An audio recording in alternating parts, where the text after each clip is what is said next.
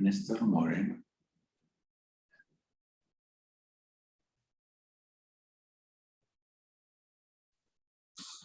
Muy buen día a todos. Gracias por esperarnos unos minutos en lo que estaba integrándose el panel que tenemos el día de hoy. Bienvenidos a esta sesión, este webinar de Francisco, nuevas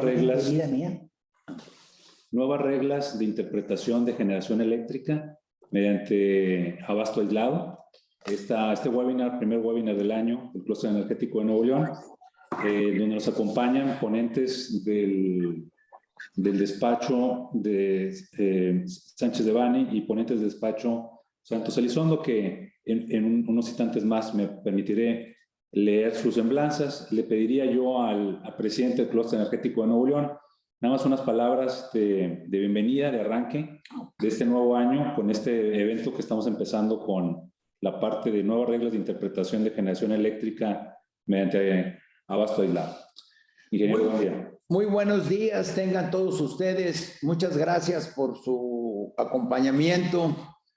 Sabemos que corren tiempos raros, sabemos que este es un tema muy importante porque va a tratar qué va a pasar con alguien que ya está contratando a través de una empresa y esta empresa se le va a cancelar el servicio. ¿A quién va a recurrir para el suministro de energía eléctrica? Y creo que los panelistas nos van a explicar, y yo quisiera que este problema lo ahondáramos, porque es al final el peor escenario para alguien que tiene un contrato ahorita y que a lo mejor pudiera dejarlo sin abastecimiento. Quiero hacer una mención especial y una felicitación a Jorge, porque sacó su doctorado. Ya ahora sí puede decir, ahora tiene errores, pero con mayor conocimiento. Entonces, eso es mucho más importante. Tiene una sabiduría de doctorado. Jorge, pues muchas felicidades. Qué bueno que ese conocimiento lo pones al servicio del clúster, al servicio de tus clientes. Y aunque desgraciadamente en otros canales eres aspiracionista, pues bueno, pues no se puede ser todo en la vida. Los Muchas gracias. Y pues bueno, vamos a tocar el tema. Dejo a los ponentes que ya son más conocidos que otra cosa, porque precisamente aparecen un día sí y otro no, con tantos temas de regulación. Y me da mucho gusto contar con gente tan capacitada y tan conocedora de estos temas en estos momentos que estamos viviendo. Adelante. Perfecto. Gracias, ingeniero, por esas palabras de inicio. Y bueno, obviamente de inicio de año, deseando lo mejor a todos en este 2022. Hemos organizado en conjunto con el panel, pues, dos secciones. Una primera sección que lo va a cubrir el despacho Sánchez de Bani, y una segunda sección que cubriría el despacho Santos Elizondo. Entonces me permitiría leer las semblanzas de nuestros panelistas. Empezaría con el primer grupo, en el caso del despacho Sánchez de Bani, presentando primero a Gerardo Prado Hernández. Gerardo es socio de la firma Sánchez de Bani, asesora a clientes locales e internacionales en asuntos corporativos, comerciales, fusiones y adquisiciones, cumplimiento regulatorio en general y proyectos de energía, con énfasis en energías renovables. Cuenta con más de 30 años de experiencia guiando inversionistas locales y extranjeros en el establecimiento, dimensionamiento, estructura y venta de subversiones en México. En particular, se encarga de asegurar que todos los asuntos legales que imparten los proyectos y operaciones de sus clientes, incluyendo sin limitación alguna aspectos corporativos, inmobiliarios, fiscales y regulatorios, sean considerados adecuadamente, supervisando además litigios y procedimientos administrativos relevantes para los clientes, como resultado de su trabajo en múltiples proyectos de inversión directa o inversión, adquisiciones, reorganizaciones, agregación o venta de activos y procesos de disolución y liquidación de sociedades. Gerardo se ha convertido en experto en las industrias automotriz, del acero, eléctrica, electrónica y de ventas al menudeo. Además, Gerardo regularmente lleva la supervisión general de proyectos relacionados con asuntos contractuales, de constitución de sociedades y operaciones de desinversión. Tiene amplio conocimiento en el sector de energía, electricidad y de renovables, y es miembro del grupo de industria de energía del despacho, mismo que está compuesto por un equipo de abogados dedicados a diversas áreas legales, especializado en asesorar a clientes del sector energético y es representante de la firma en el clúster energético de Nuevo León. Gerardo obtuvo la certificación como asesor en materia de mercado eléctrico mayorista por parte del Centro Nacional de Control de Energía, CENACE, y recientemente obtuvo el diplomado en asociaciones público-privadas impartido por el Tecnológico Monterrey y la Universidad Politécnica de Madrid con énfasis en proyectos de infraestructura. Gerardo ha sido profesor de las materias de sociedades mercantiles, arbitraje comercial e introducción de estudios de Derecho en la Universidad Cervantina, el Instituto de Ciencias Jurídicas en Monterrey y el Colegio Green Hills. Fue miembro del Consejo de la Asociación de Abogados Foráneos de la Universidad de Georgetown y vicepresidente del Consejo Estudiantil del Departamento de Derecho de la Universidad Iberoamericana. Gerardo fungió como administrador y socio director de la firma durante el periodo comprendido de junio de 2005 a 2014. Actualmente es presidente de la Fundación Appleseed México AC y es co-líder de los esfuerzos de trabajo pro bono de la firma. En conjunto, gracias Gerardo por acompañarnos el día de hoy. Y en conjunto, en el despacho Sánchez Devanny participa también José Antonio Telles. José Antonio es asociado en la práctica de energía y cuenta con 10 años de experiencia. Durante su carrera se ha enfocado principalmente en el sector energético, su regulación y relaciones comerciales, así como en los aspectos inmobiliarios de financiamiento y de adquisiciones y litigiosos del mismo. José Antonio se ha atendido virtualmente todos los ámbitos del sector, incluyendo generación de todo tipo, consumo, comercialización, suministro, importación, exportación, transmisión y distribución, almacenamiento y reventa. Lo anterior le ha permitido asesorar integralmente a los clientes, proveyendo una visión más precisa de riesgos y ventajas y oportunidades de negocio. Antes de trabajar en Sánchez Devanny, José Antonio se encargó de los asuntos regulatorios de un despacho internacional con alta presencia en el sector energético, donde participó en el equipo de asesoramiento de la Secretaría de Energía para la implementación de las primeras reglas del mercado eléctrico. José Antonio es autor de varios artículos de publicaciones nacionales e internacionales tratando de asuntos energéticos y por 2 años se ha desempeñado como catedrático de la materia de bases y principios del régimen jurídico de la reducción de carbono en la industria energética en la especialidad de Derecho Energético de la Universidad Nacional Autónoma de México. Su área práctica está orientada al tema de energía, recursos naturales y ambiental, corporativo y transaccional e infraestructura. Muchas gracias, José Antonio Telles, por acompañarnos. Y en paralelo presentaría el otro segmento que tenemos preparado el día de hoy en este webinar, que es por parte del despacho Santos Elizondo. Presentaría primero a Jorge Arrambide. Jorge Arrambide Montemayor, nació en Monterrey, es licenciado en Derecho por el TEC de Monterrey, tiene una maestría en Derecho Corporativo de la Universidad Autónoma de Nuevo León, una maestría en Derecho por New York University y un doctorado en Derecho por la Universidad de Monterrey, la UDEM. Es socio en el despacho de abogados Santos Elizondo y coordina el Comité de la Industria Pesada y el Comité Pro Bono. Es vicepresidente de la Cámara de Comercio de Canadá en Monterrey, líder del Comité de Regulación del Clúster Energético de Nuevo León AC, presidente del Comité Técnico de Energía del Instituto Mexicano de Ejecutivos de Finanzas, Grupo Monterrey, y presidente del Comité Técnico Nacional de Energía del IMER. Es profesor de la materia de regulación eléctrica en el posgrado de la Universidad Autónoma de Nuevo León, así como de las materias del marco jurídico en energía eléctrica y en política energética en el programa de posgrado de la Universidad de Monterrey. Es además miembro de la barra de abogados, la Barra Mexicana de Abogados, Canadian Bar Association, Instituto Mexicano de Ejecutivos de Finanzas y del Consejo Mexicano de Asuntos Internacionales. Es director general de Rideau Trade Group, Inc., empresa basada en Kingston, Canadá, dedicada al desarrollo tecnológico de energías renovables. Muchas gracias, Jorge, por acompañarnos el día de hoy. Y junto con Jorge, en el despacho Santos Elizondo, nos acompaña Carlos Chávez Pereda. Carlos Chávez es originario de Piedras Negras, Coahuila. Obtuvo el título de licenciado en Derecho de la Universidad de Monterrey y una maestría en Derecho con un certificado de Derecho Empresarial y por Duke University. Es asociado senior en el despacho de abogados Santos Elizondo, SC, y forma parte del Comité de Industria Pesada de la firma. Tiene experiencia asesorando a clientes en diferentes fronterizas, comerciales, financieras y energéticas, así como en fusiones y adquisiciones y financiamiento de proyectos. Asesora a empresas mexicanas e internacionales en relación con sus operaciones del sector energético, incluyendo sus negociaciones con Pemex, la Comisión Federal de Electricidad, Secretaría de Energía y la Comisión Reguladora de Energía.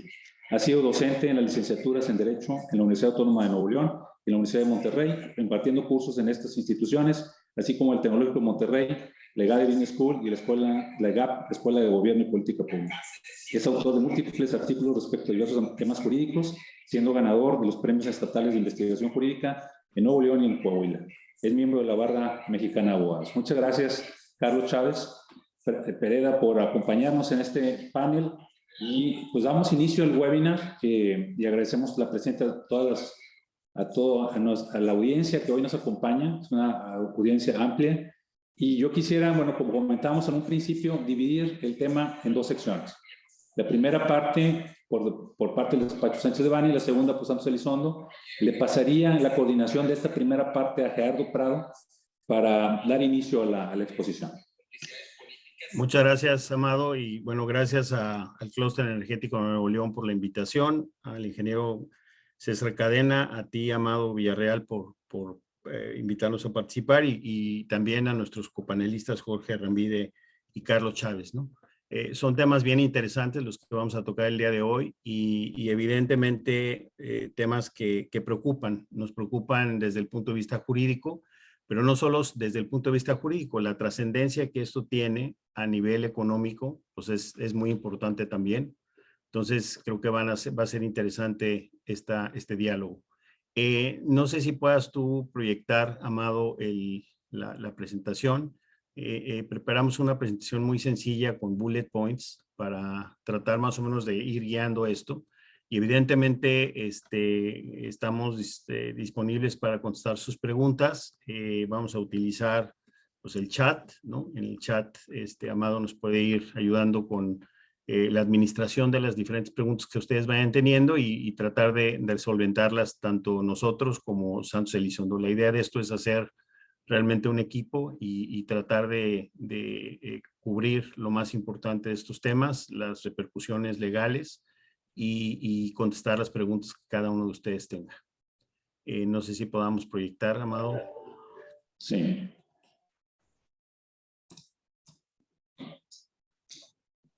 Muy bien, vamos a ver esta parte de la presentación. Nada más ahí te están enviando un mensaje, algo, nada más para ver si podemos proyectar. Sí, déjame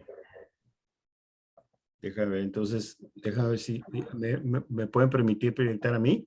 Sí. A ver, déjame ver cómo.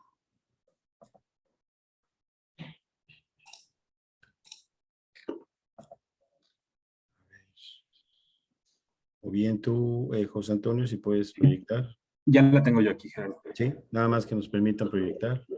Perfecto. Vamos a platicar hoy en primer término de dos temas. Centrales, el abasto aislado y la generación local, lo que está sucediendo actualmente con estos dos esquemas y evidentemente las repercusiones de los mismos. Perfecto, ya está la presentación. Si quieres, José Antonio, empieza tú. Yo voy a ir abonando a la presentación, pero puedes empezar de una vez para explicar los dos esquemas y lo que está sucediendo con la regulación actual. Claro, perfecto. Pues bueno, buenos días a todos. Nos gustaría empezar este webinar explicando cuál es nuestro punto de partida actual, ¿no? La regulación actualmente establece la existencia de dos figuras distintas. Las dos figuras se trata de generación en sitio, o las dos figuras son dos esquemas distintos que atacan el mismo tema, que es generación en sitio, pero va a haber una diferencia importante entre las dos. La primera, y de donde sale de hecho la segunda, es el abasto aislado. El abasto aislado se regula en la ley de la industria eléctrica y pertenece ya no a esta parte de autoabastecimiento, de cogeneración ni nada de eso, ¿no? Esto ya es parte del nuevo régimen. Y en lo que consiste es en la generación en sitio que se utiliza para la satisfacción de necesidades propias. Es decir, es una especie de autogeneración que no utiliza además, por regla general, o en principio, las redes generales de la CFE, es decir, la Red Nacional de Transmisión y las redes generales de distribución. Esa es la definición del abasto aislado que viene en la ley de la industria eléctrica y digamos que esa es más difícil de cambiar, ¿no? Aquí hay dos cuestiones bastante importantes. que estamos describiendo en los cuadritos que pueden ver ustedes en la presentación, son, digamos, dos de los conceptos clave para entender al abasto aislado. El primero es qué significa esto de necesidades propias, y el segundo es hablar de cuál es el rol que va a tener una cosa que es usualmente denominada YENCO o empresa de generación, que va a ser aquella encargada de tener el permiso y que va a ser aquella encargada de llevar a cabo las actividades de generación, ¿no? En principio, las necesidades propias son un concepto que no se ataca como tal o de manera expresa en la ley de la industria eléctrica, sino que después de un tiempo, la CRE hizo una emisión de un criterio interpretativo por medio del cual se decía qué significa esto de necesidades propias, ¿no? Y aparte de eso se establecían otras reglas generales para el abasto aislado. Bueno, en este criterio, que es el criterio original, se establecía básicamente que las necesidades propias equivalen a que siempre haya o autogeneración, es decir, yo me estoy generando a mí mismo y yo soy el dueño del activo y yo soy el dueño del centro de consumo, o alguien de mi mismo grupo de interés económico tiene que serlo. Y cuando estamos hablando de grupo de interés económico, la verdad es que los supuestos desde un principio eran bastante estrictos, ¿no? No es como en el caso del autoabasto aquí, en donde tú podías tener una empresa en donde tenías una acción o dos acciones o lo que sea,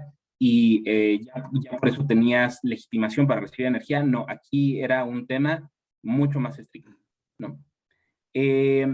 Ahora, independientemente de ello, la verdad es que es difícil esperar que uno mismo sea especialista en la materia a la que se dedica, o sea, que si yo hago papel, que si yo hago autopartes, que si yo me dedico al acero, pues aparte de eso tenga la especialización de todas las cosas que se requieren para producir energía eléctrica, ¿no? Entonces, si bien el requisito era que yo mismo me autogenerara o alguien de mi mismo grupo de interés económico me ayudara a generar energía eléctrica, lo cierto es que la empresa de generación formalmente sí era el titular del permiso, pero ni siquiera necesitaba ser el propietario del activo de generación y podía delegar tanto su financiamiento como la construcción, la operación, el mantenimiento de la central eléctrica, de tal forma que podía llegar un tercero especialista en esa materia que pudiera ayudar al usuario para llevar a cabo todas estas actividades, ¿no? Eso era básicamente el abasto aislado en cuanto a su definición. Ahora, este abasto aislado podría estar interconectado, es decir, que puede estar también conectado físicamente con la Red Nacional de Transmisión o con las redes generales de distribución, que es decir, con las redes de CFE, con el objeto de mandar energía eléctrica que no fuera utilizada en sitio, sino que pudiera tener chance de mandar sus excedentes hacia el sistema, que fueran aprovechados en él y poder tener un ingreso extra por esos excedentes, que además de todo, pues técnicamente se necesitan sacar, porque un sistema necesita mantener todo el tiempo un nivel de frecuencia, es decir, un balance entre el consumo y la generación, ¿no? Bien puede estar conectado pues para recibir faltantes, ¿no? Ahora, la generación local no está prevista en la ley de la industria eléctrica como tal, no se llama generación local. Este concepto o este nombre más bien, que es una idea que les queremos transmitir, este nombre realmente se lo atribuye la CRE en ese criterio interpretativo y de establecimiento de disposiciones generales en materia de abasto aislado, ¿no? La generación local, la diferencia que tiene con el abasto aislado únicamente es que en lugar de ser para necesidades propias, un tercero puede llegar, generar energía eléctrica y vendérnosla en sitio, ¿no? Ahora, ¿por qué realmente estamos haciendo esta diferencia? ¿Por qué es importante? Realmente cuando uno distingue en temas legales es porque tiene consecuencias distintas el supuesto. Entonces, la diferencia aquí consiste en que el abasto aislado, de acuerdo con la ley de la industria eléctrica, se considera una excepción a que necesites un suministrador en medio del generador y del usuario. Como seguramente muchos de ustedes o todos han visto, realmente ahora bajo el nuevo régimen ya no es la empresa de generación la que viene y nos vende energía eléctrica, sino que es el suministrador calificado o SF, suministrador de servicios básicos, el que viene y nos vende energía, no es ya esa empresa de generación. Entonces, el abasto aislado sí tenía esa excepción, no sí puede llegar la empresa de generación a venderte. En la generación local, como no está contemplada así en la ley de la industria eléctrica, entonces no tiene esa excepción y sí necesita tener a un suministrador forzosamente en medio. Más allá de por un tema físico, por un tema técnico, es un tema de formalidad legal, ¿no? En este caso, entonces, tenemos dos conceptos distintos a los de necesidades propias y de empresa de generación. Una es que la generación la puede llevar a cabo un tercero, es decir, puede llegar cualquier especialista, él se encarga de tener el activo, él se encarga de tener los permisos, él se encarga de tener la interconexión en todo caso, y él trae a un suministrador acompañándolo, o nosotros conseguimos el suministrador o lo que sea, y ellos tienen un contrato entre ambas partes, con el objeto de que sea el suministrador el que termine dándole energía al usuario, y el generador y el suministrador teniendo un contrato de compraventa de energía en medio, ¿no? Esa es básicamente la explicación de lo que existe actualmente. La generación local también puede estar interconectada y también puede recibir energía faltante, o sea, puede mandar excedentes y recibir energía faltante, igual que el abasto aislado. Aquí me gustaría nada más puntualizar un tema. Ambos esquemas, aunque abasto aislado sí está legislado y generación local no, al final de cuentas son esquemas que atienden a la industria a nivel global en materia energética, es decir, es muy parecido el esquema de abasto aislado al que se regula y se utiliza en otros países. ¿Por qué? Bueno, porque si yo soy una papelera, yo me dedico a mi core business, que es fabricación de papel. Si tengo la necesidad de energía eléctrica, como puede ser papelera, acero y algunas otras que son altamente consumidoras de energía, lo que busco es un especialista en lo que es la instalación, la construcción, la operación, el financiamiento, etcétera, para que realmente garanticemos que el suministro va a ser ininterrumpido, de calidad, con precios competitivos, etcétera.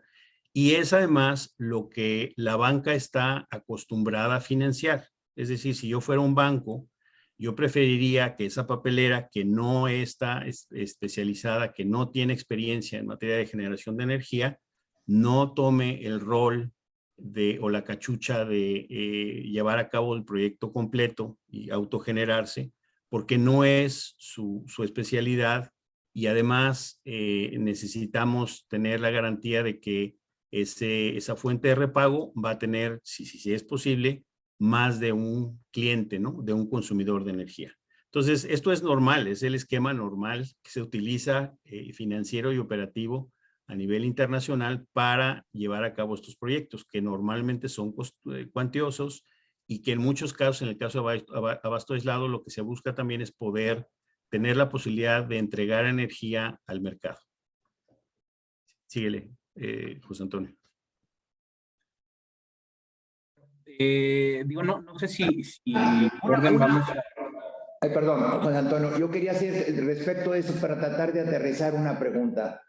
Normalmente, una planta, una PIE, le vendía a Comisión Federal de Electricidad. Entonces, tenemos un caso en Monterrey, donde hay una empresa que CFE la diseña para 500 kVA. Ellos construyen una planta por ventaja económica de 1,000, 500 se lo entrega a CFE y 500 se lo entrega a privados. Mi pregunta específica es, ahora estos privados, ¿qué va a pasar con ellos?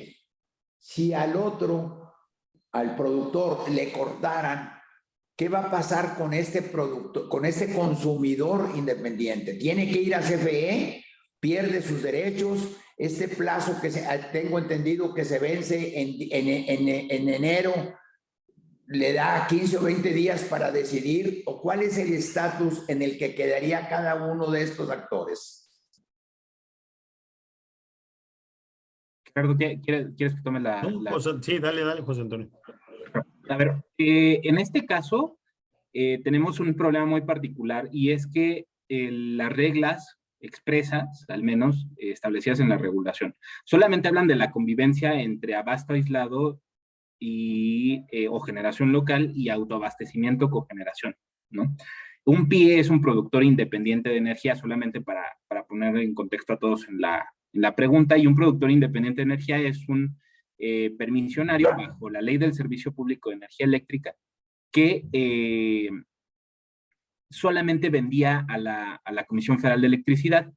Ahora, por un tema de interpretación del esquema, cuando se establece la LIE, los dejan tener usos distintos, o sea, pueden sobredimensionar la planta con el objeto de justamente hacer esto, ¿no? De estarle dando energía eléctrica a particulares a través de, por ejemplo, el autoabastecimiento, que entendería más o menos que de ahí viene, ¿no? No sé si me pueden corregir aquí en la pregunta, pero creo que el origen era pie más autoabastecimiento, ¿no?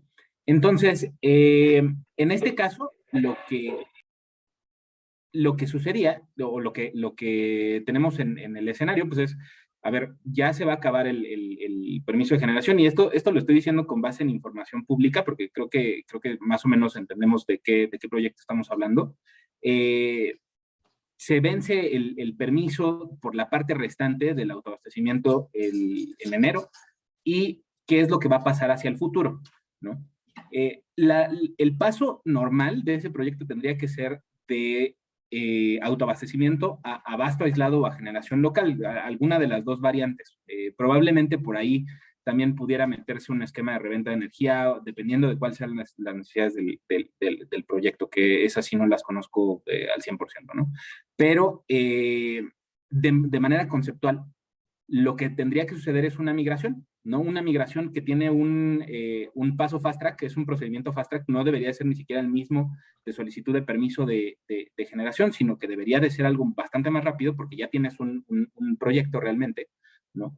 Y una migración también de un contrato de interconexión legado hacia un contrato de interconexión de acceso abierto, ¿no? Que es el nuevo establecido bajo la ley de la industria eléctrica. Ahora, si la CRE niega ese permiso, ¿qué es lo que entiendo que sucedió? Entonces, estamos en un escenario en donde la actividad no podría continuar así con autoabastecimiento, porque el permiso ya perdió vigencia o ya va a perder vigencia.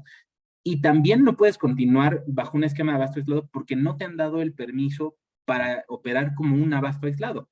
Entonces, realmente sí es una problemática bastante importante, ¿no? Sobre todo porque lo que entendemos es que este sistema eléctrico pequeño que se tiene o se está operando o en isla o de manera muy similar a isla, ¿no? Lo cual provoca, además que, pues, o sea, las empresas puedan correr con el riesgo de no estar teniendo energía eléctrica y tengan que apurar el paso para o conectarse con CFE o para tratar de tener una medida precautoria o una medida que les ayude a los generadores a poder continuar con el proyecto a través del esquema que ya tenían, o que se pudiera buscar, si fuera posible, estar operando como una central de emergencia, ¿no?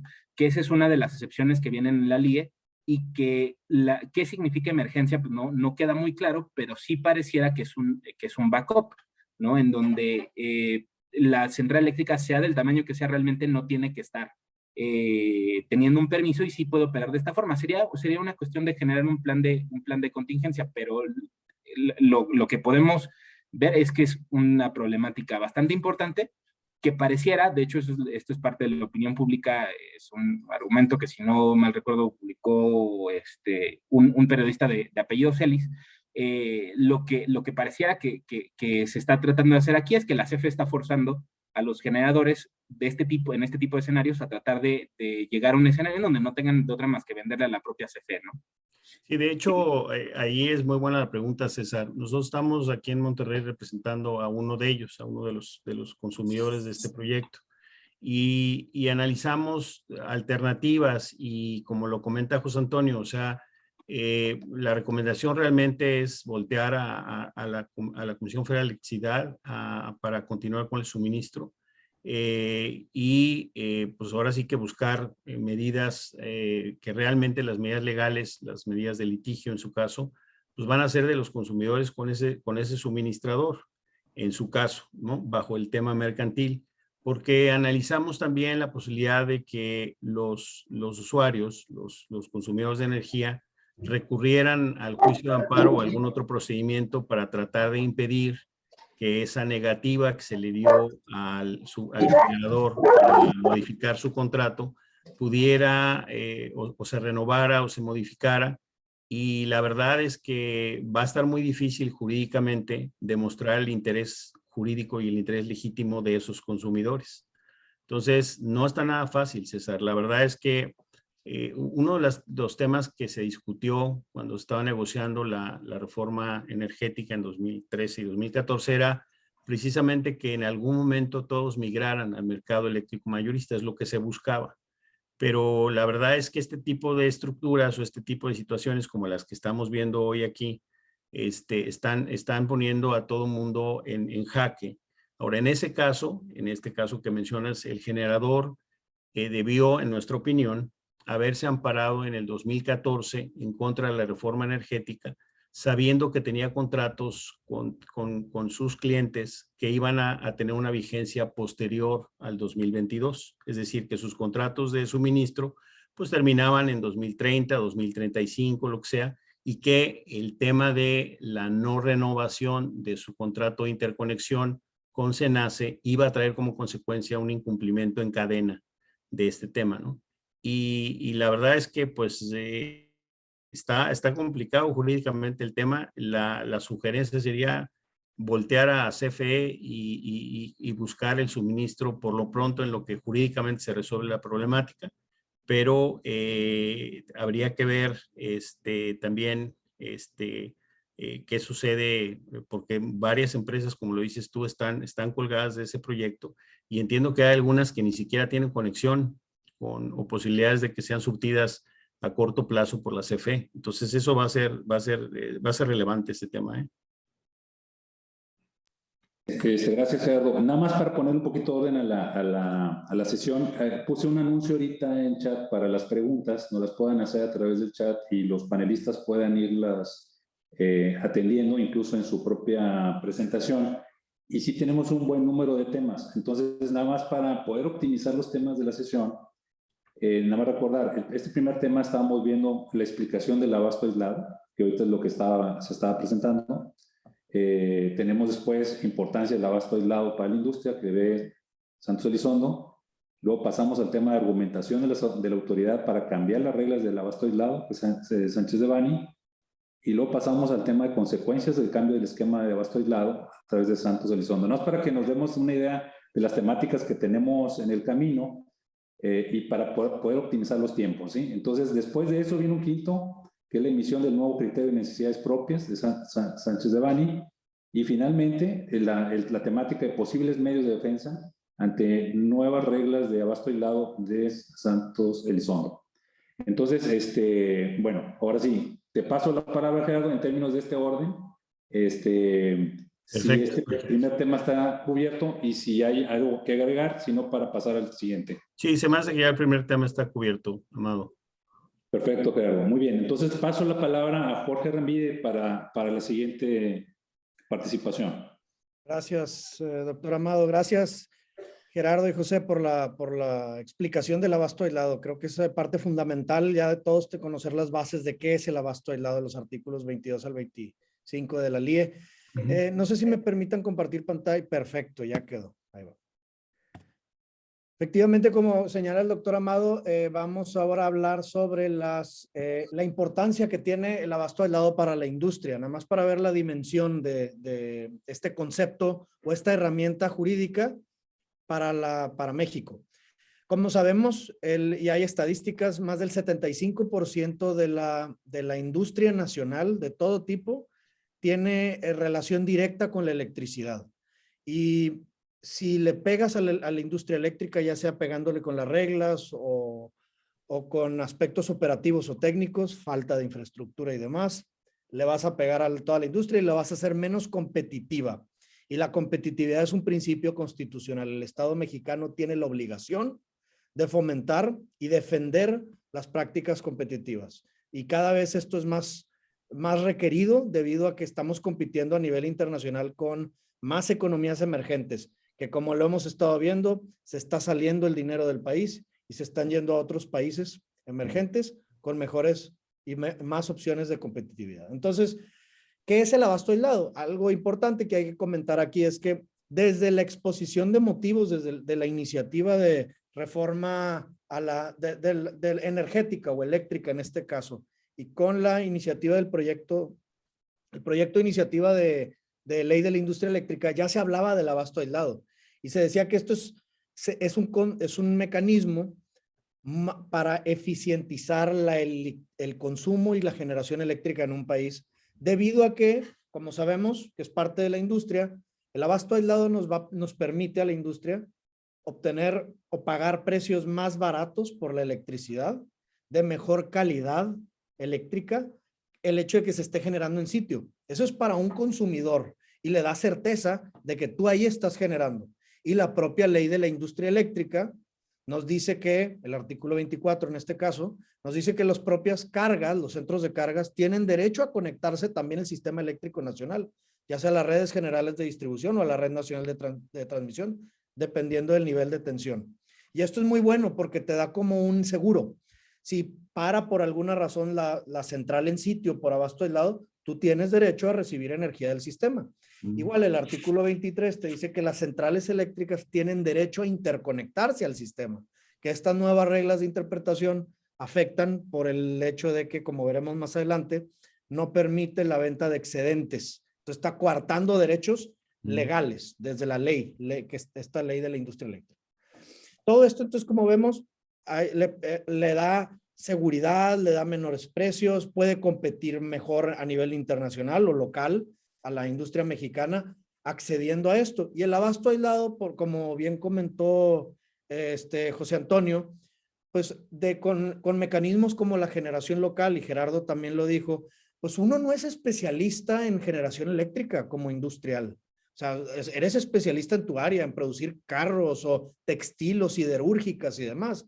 Entonces, esto te permite que pueda venir un experto eficiente económicamente y operativamente, te pone una planta eléctrica con estos mecanismos de generación local y de empresa de generación y demás, y vas a poder tú recibir energía a precios más baratos. Entonces, es parte de estos elementos. Ahora, ese es por el lado de la industria, pero por el lado del Estado mexicano, que tiene el sistema eléctrico nacional, el abasto aislado y estas formas que se están tratando de eliminar o estos mecanismos que comentamos, también es benéfico para el Estado. ¿Por qué? Porque el abasto aislado, como toda generación en sitio a nivel mundial, evitas pérdidas eléctricas, estás generando en sitio, no tienes que invertir fuertes sumas, porque es intensivo de capital toda esta industria, en más infraestructura eléctrica de transmisión para transportar la electricidad de una hidroeléctrica, por ejemplo, en Nayarit, traerla a Monterrey. Pues no, todo es en sitio. Entonces, le ayudas a CFE a no tener que desembolsar tantos recursos.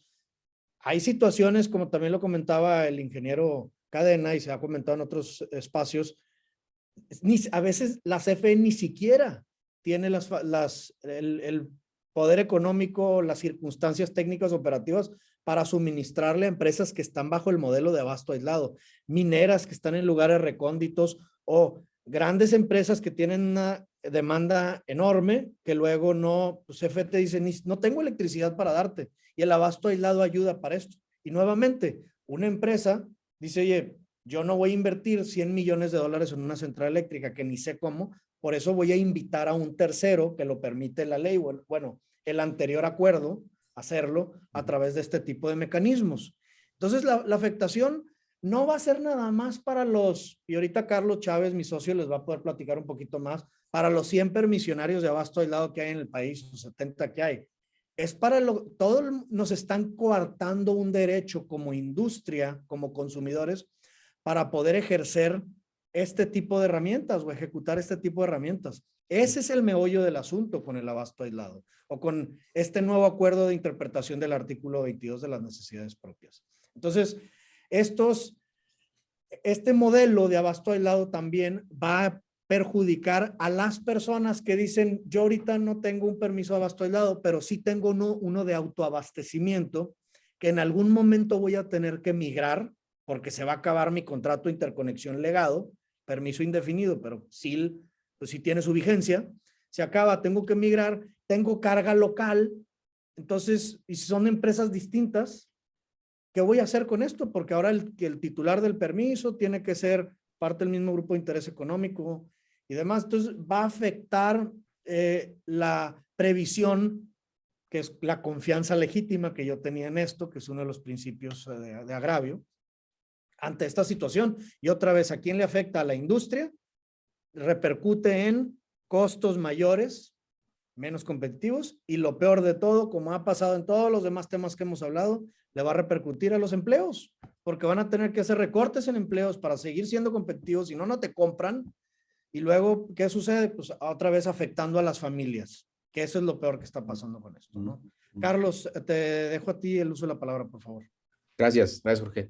Sí, digo, es nada más para reforzando lo que bien comentaba Jorge y lo que ya habían comentado Gerardo y José Antonio.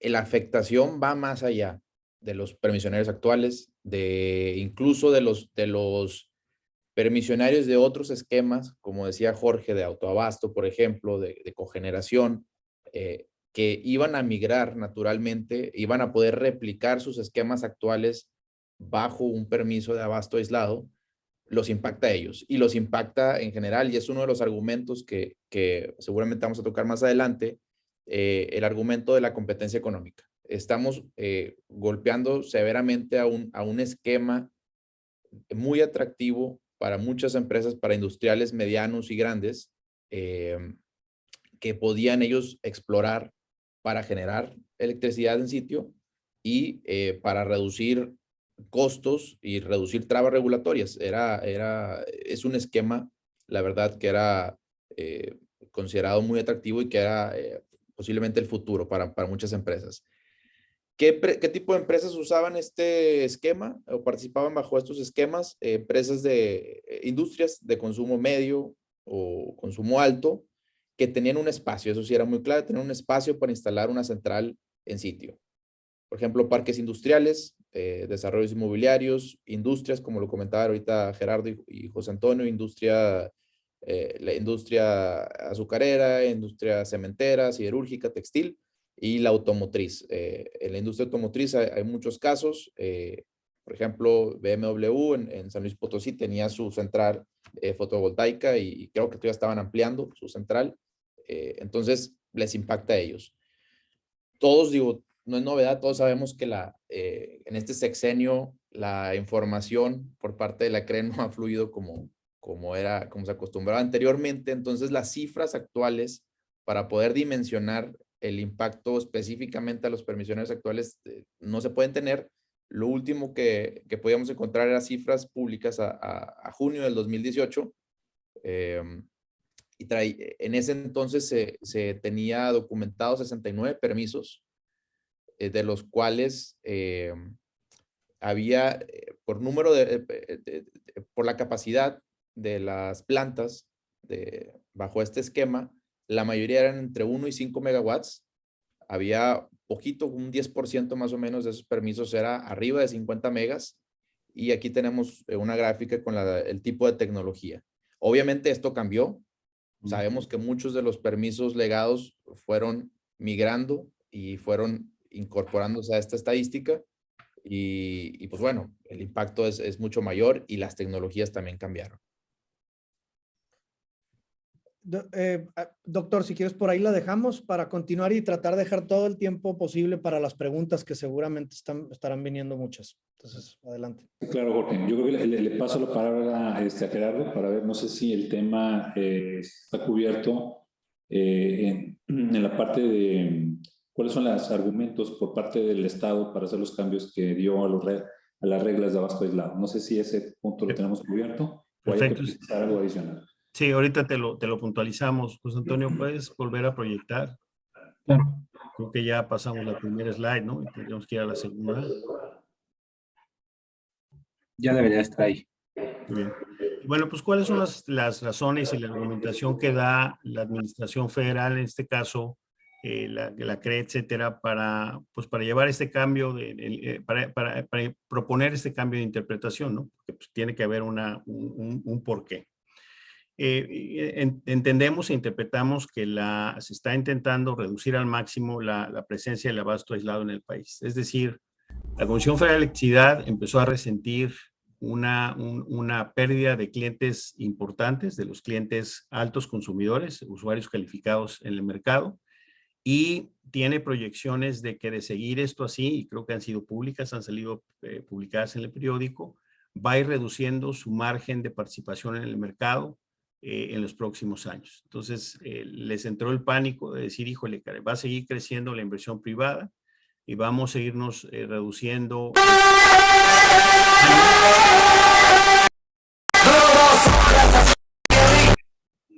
Si pueden apagar micrófonos, se los vamos a agradecer para poder continuar. Entonces, ¿por qué? Bueno, pues por esa migración de grandes clientes de la CFE que antes tenía.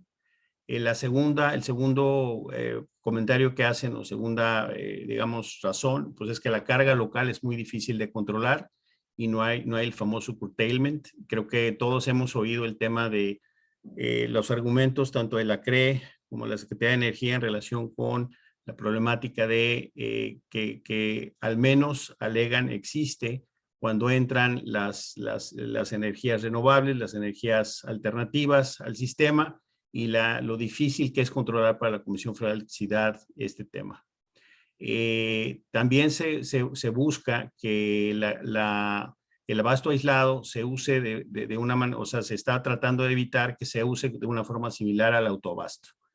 Y entonces lo que están tratando de hacer es que, pues lo que no quieren, ¿no? Es que esta expansión de actividades se realice con el esquema actual. Otra vez, si regresamos al tema de cómo opera la industria a nivel internacional, cómo operan los financiamientos, etcétera, esa es la manera en que se tiene que realizar. Las empresas manufactureras no son especialistas en generación de energía, no saben hacerlo, no es su objeto, su objeto social, y necesitan de terceros especialistas en la realización de esto. Por otro lado, los bancos no mirarían bien el que una empresa manufacturera quisiera hacer su propia generación cuando no tiene la experiencia en este ramo. Entonces, se van sumando cosas que al final de cuentas van a afectar y están afectando, como lo comentó Jorge Arrambide, los derechos de los consumidores, afectan evidentemente y van a afectar fuertemente el financiamiento y el costo del dinero para este tipo de proyectos, porque evidentemente pues ya el riesgo se incrementa cuando se obliga al consumidor a hacer o generar su propia energía en vez de tener un especialista como lo teníamos actualmente.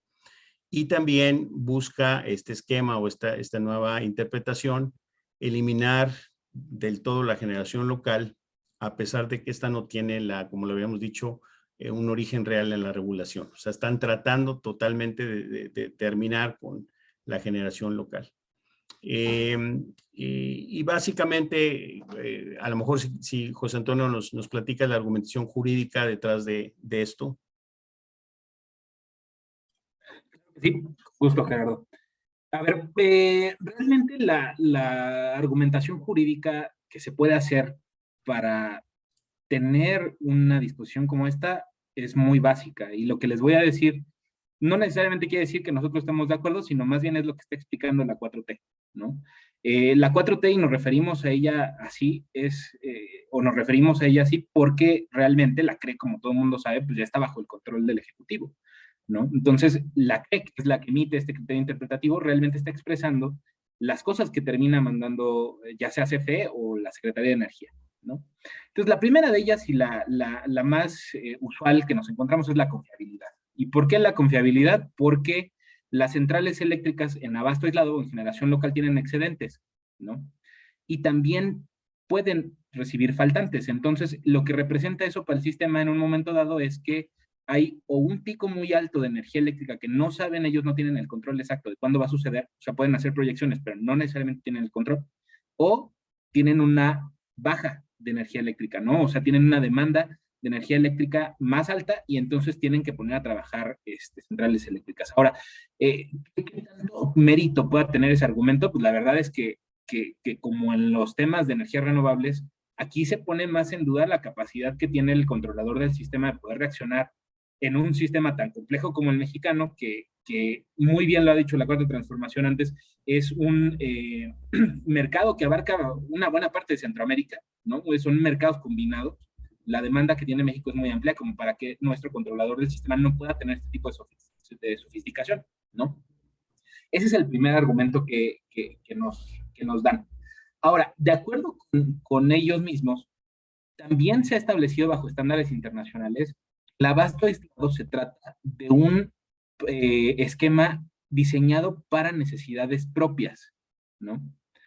Necesidades propias entendidas como autogeneración, es decir, que la propia persona se esté generando energía eléctrica y que no incluyen, por lo tanto, que un tercero venga y te ofrezca energía eléctrica, ya sea a través de estas delegaciones de las que hablamos en principio o del servicio total que implicaba la generación local o que implica la generación local, ¿no?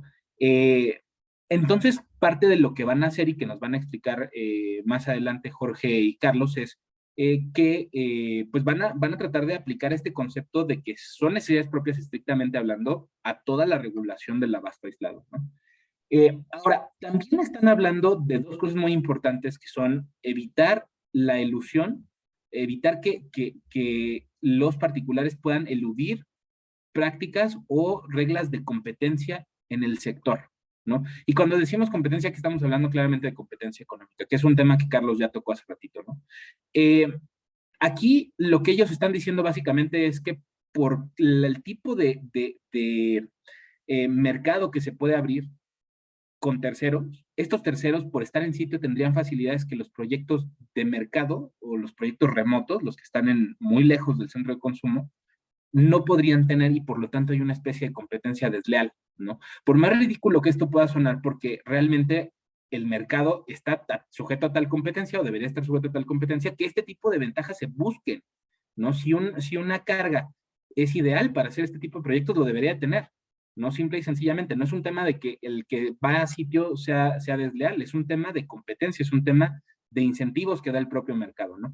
Y el argumento final que dan es que quieren evitar interpretaciones demasiado amplias que realmente permitan que haya proyectos de tipo, ¿no? Que es un argumento muy complementario a lo anterior. Eso es lo que están diciendo para poder hacer justamente la emisión de este nuevo criterio de interpretación que va a venir a cambiar todo lo que hemos estado hablando.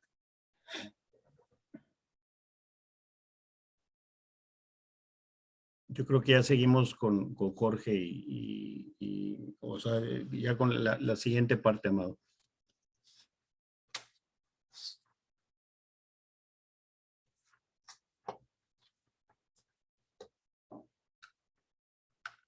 No se escucha, Amado, estás con mute.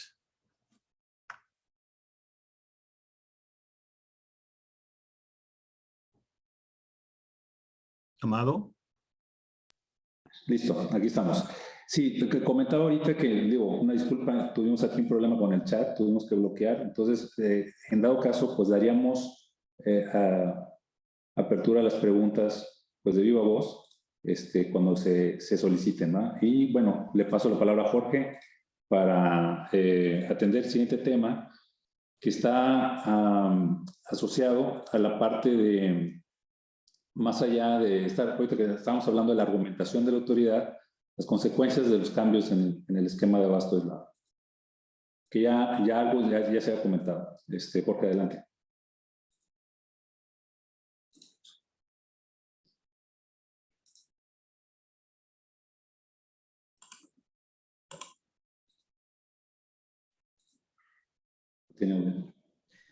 Gracias, es que no podía, estaba bloqueado para picarle al sonido. Gracias.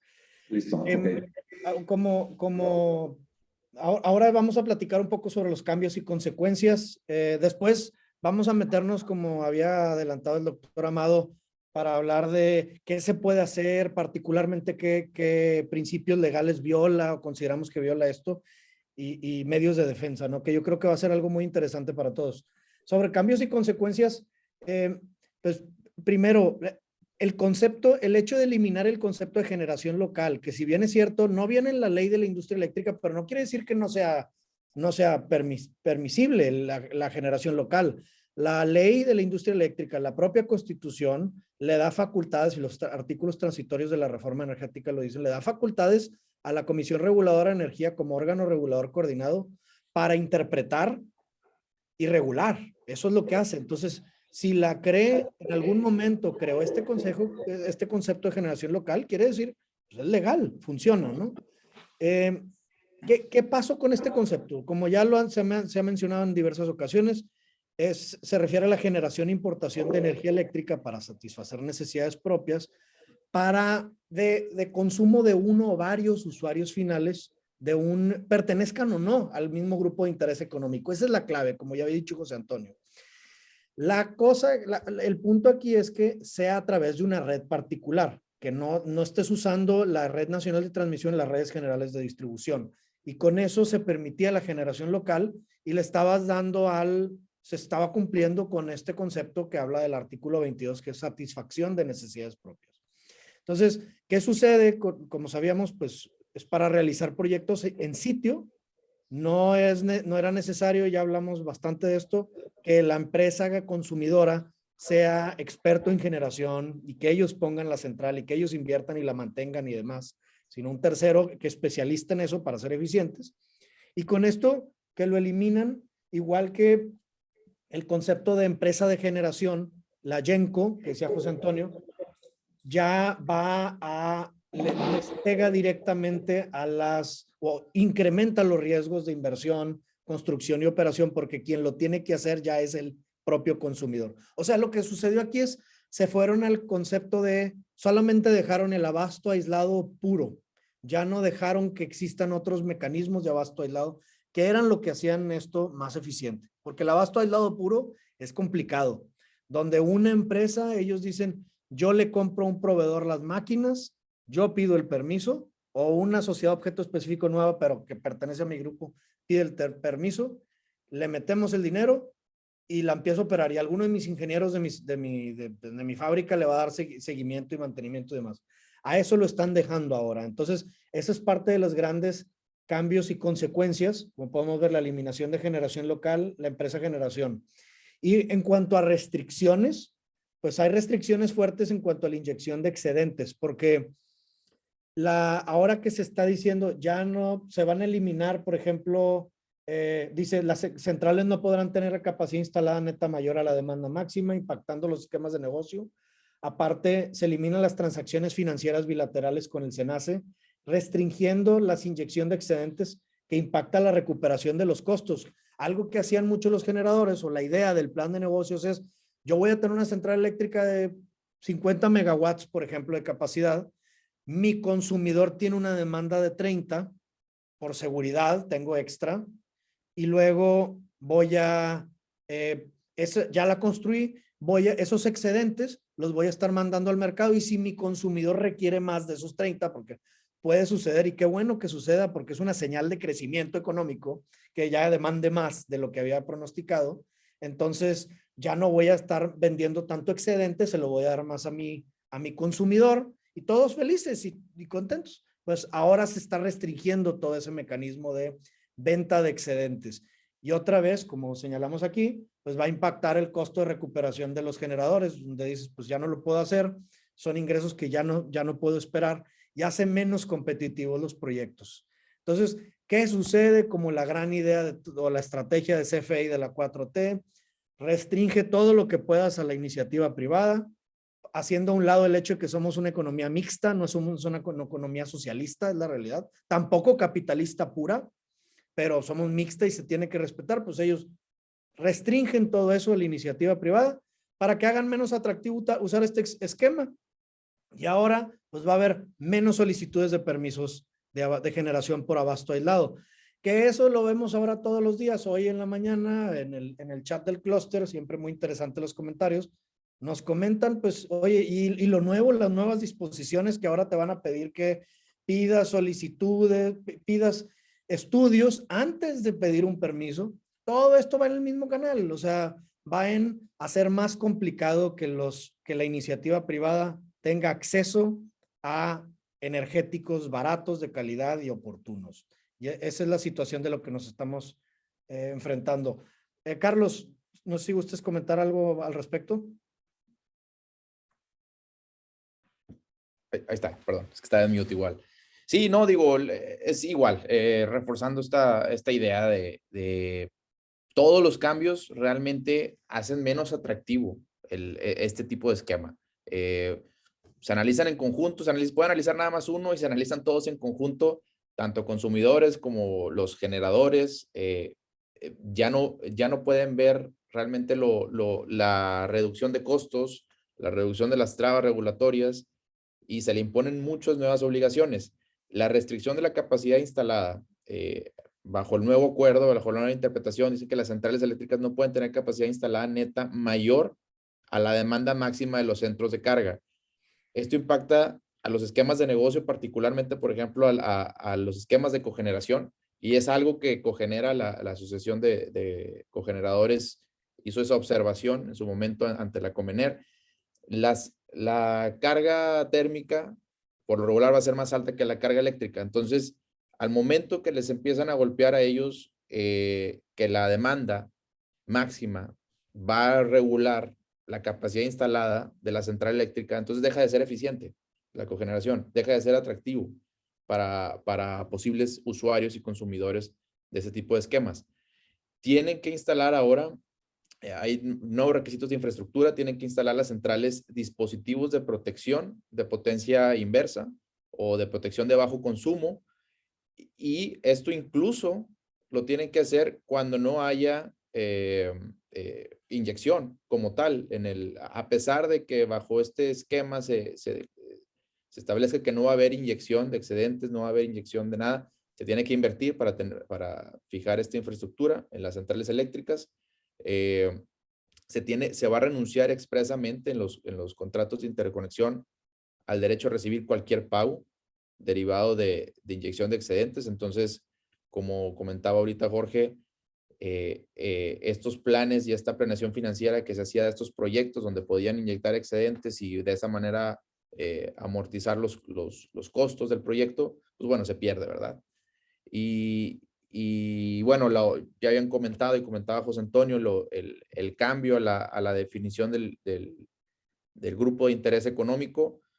Anteriormente, tanto para el abasto aislado como para la generación local, era un concepto amplio. Ahorita se restringe, ya no puede ser un grupo con intereses comerciales y financieros afines. Ahora hay una restricción a la participación corporativa dentro del grupo, y entonces pues se limita este esquema básicamente a hacerlo dentro de un mismo grupo corporativo. Ahora, si pudiera agregar a lo que comenta Carlos, ya se han estado, como señaló, Cogenera, que es una asociación importante en el sector, pero también ya se han manifestado, pero también organismos del Estado mexicano, como COFESE, está haciendo su papel. Y COFESE, que dijo, la eliminación de estas figuras podrían representar, por un lado, una reducción de las alternativas a las que pueden acceder los propietarios de centros de carga para adquirir electricidad en mejores condiciones, reduciendo su competitividad. Por otro lado, este acuerdo y la eliminación de estas figuras traen como consecuencia la restricción de la capacidad de los generadores para recuperar sus costos, algo que ya comentamos, a través de la venta de excedentes sin necesidad de estar conectados al sistema eléctrico nacional. Todo esto sube los costos.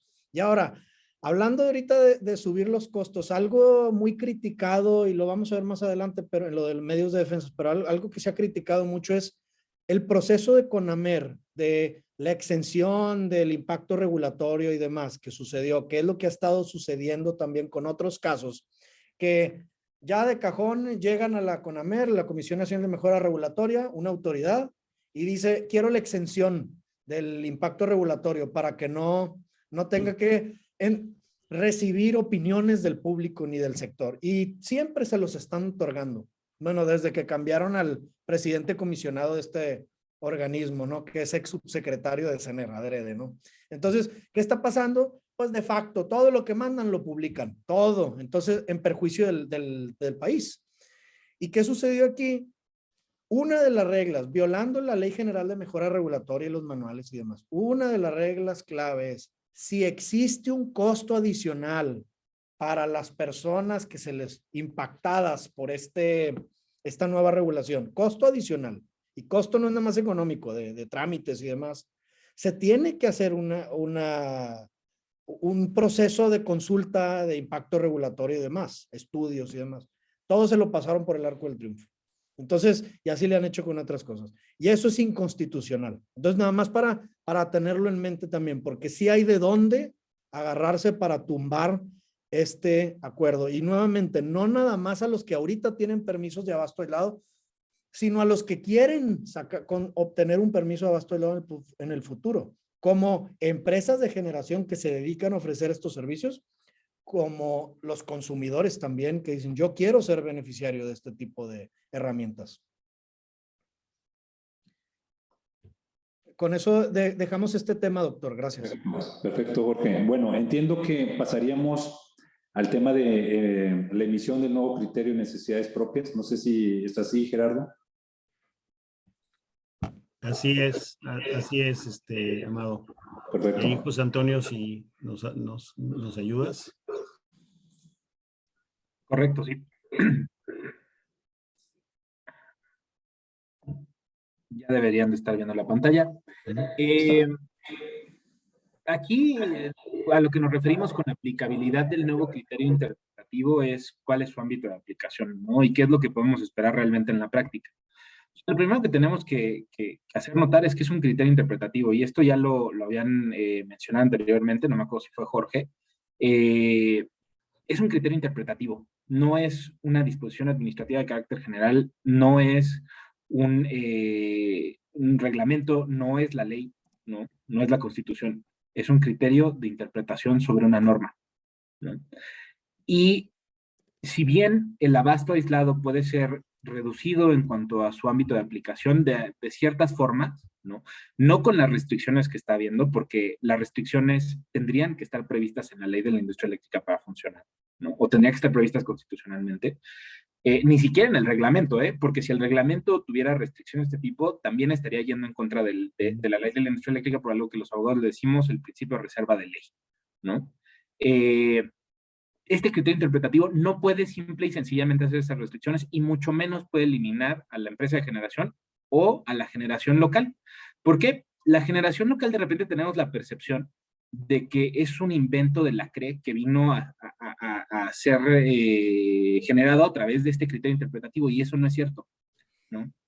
La generación local es la aplicación del mismo esquema que tienen todos los generadores remotos, pero en el caso de redes privadas. Y eso es algo muy importante tomar en cuenta, porque por más que la CRE quiera utilizar este criterio interpretativo nuevo para eliminar la generación local, y así lo haya argumentado tanto en sus considerandos como en la propia manifestación de impacto regulatorio que dieron, bueno, en la exención que solicitaron, realmente esto no pueden hacerlo así, ¿no? Y esa también tiene que ser materia, o puede ser materia de impugnación, ¿no?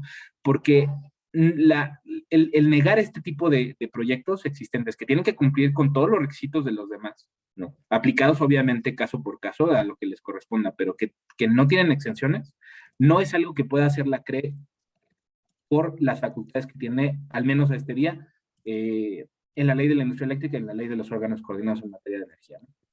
Ese es el primer punto. El segundo punto es a partir de cuándo, ¿no? De acuerdo con este criterio interpretativo, se entra en vigor el 1 de enero del 2022, pero solamente es aplicable, por lo tanto, a las solicitudes de permisos que se hagan después de que entre en vigor, o a partir de que entre en vigor.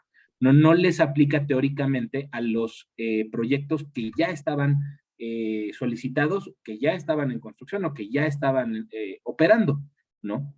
Esto no descarta el tema de que haya un autoabastecimiento que tenga que migrarse, o que haya algún otro proyecto legado que tenga que migrarse y el esquema sea el de abasto aislado o el de generación local, ¿no? Porque esa es otra historia. Aquí estamos hablando de proyectos que nacieron como abastos aislados o que ya migraron, ¿no?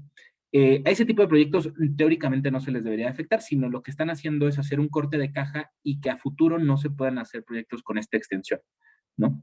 Ahora, ¿qué es lo que podemos esperar en la práctica? Porque lo que yo les estaba diciendo, y hice un énfasis muy específico en teórico, es que la cuarta transformación, la CRE, se ha caracterizado por querer aplicar principios de manera retroactiva, y además cosas que no están en la ley, no están en la regulación, ni que ellos mismos sacan, ¿no? Entonces, aquí lo que podríamos esperar, o los impactos en la práctica que podríamos llegar a ver, como ya está sucediendo, por ejemplo, con el código de red, como ya está sucediendo, por ejemplo, en específico en el código de red en materia de despacho económico, ¿no? Lo que podríamos esperar son cuando tenemos un proyecto con un permiso negado, que es en todos los casos que hay ahorita, que ya se haya solicitado antes, que teóricamente no debe aplicar, lo que creemos que están buscando hacer realmente es, junto con estas nuevas DACs que se presentaron ante la CONAMER, que sí están en consulta pública, cuando pasen, forzar a las personas que quieran llegar a pasar esos permisos al nuevo procedimiento y por lo tanto les aplique ya este tema de abasto aislado y no puedan diseñar los proyectos de la forma en que se venía haciendo, ¿no? Ese es un primer ámbito de aplicación.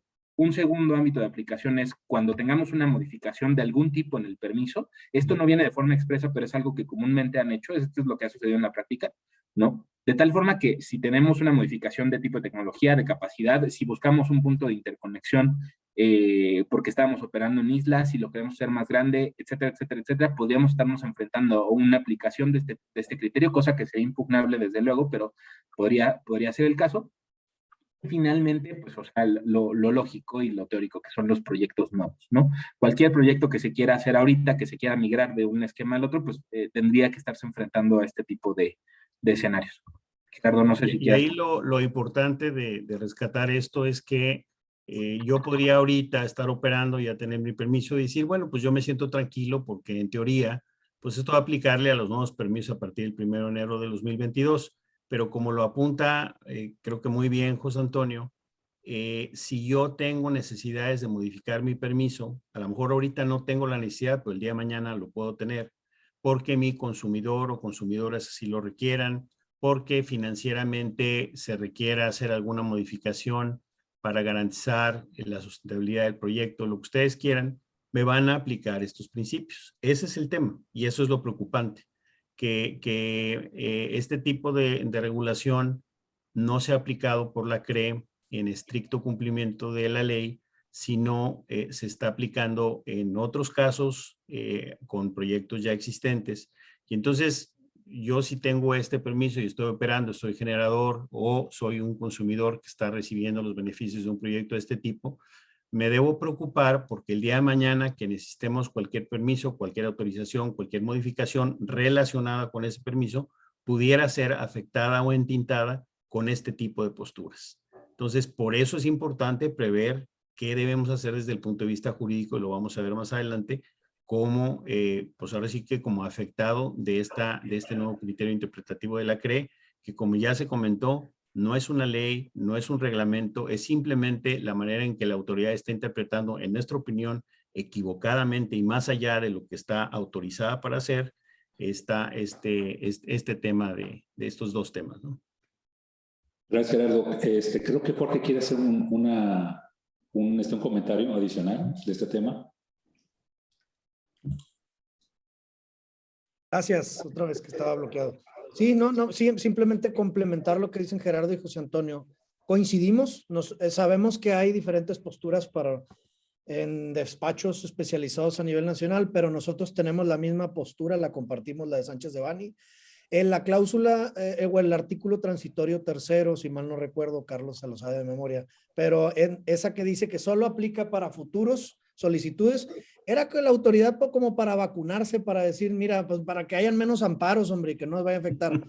Pero claro que nos deja a todos en un estado de indefensión, como decía José Antonio, y claro que la autoridad con la experiencia ya está comprobado, van a usarlo, como lo han hecho en otros casos, de forma retroactiva para todos, lo van a aplicar. Aunque ya dicen, ya tengan una persona su permiso, ya haya invertido y demás, listo. Ahora, quiero comentar algo también. Muchos de los permisos de abasto aislado están ahorita en un limbo porque ya están otorgados, se contempla una interconexión, pero SENACE lleva 2 años sin dejar interconectarse a nadie.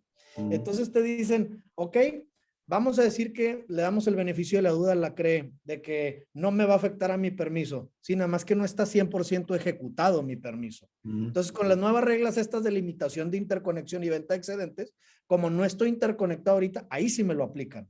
Y esa es una afectación muy fuerte, ¿no? Entonces, que nada más quería yo comentar que coincidimos al 100% con la postura de Sánchez de Bani.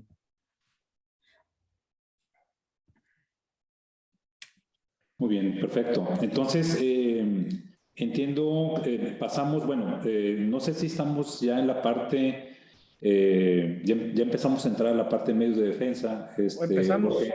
Tengo Ya una- empezamos, ¿no? Entonces, no sé si aquí compartimos, Gerardo, Jorge, ustedes me dicen. Sí, aquí está.